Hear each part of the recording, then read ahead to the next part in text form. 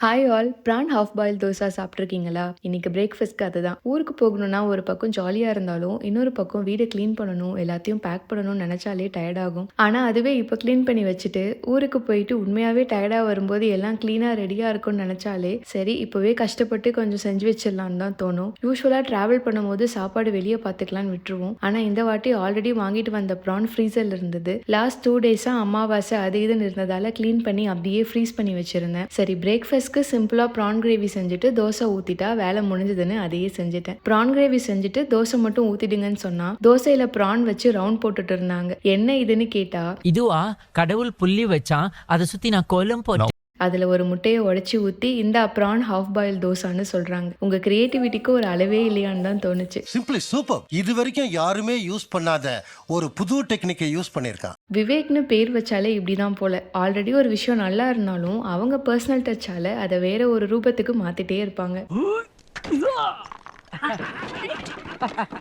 நம்பிக்கை இருந்தா தும்பிக்கையும் பாம்பா மாறும்.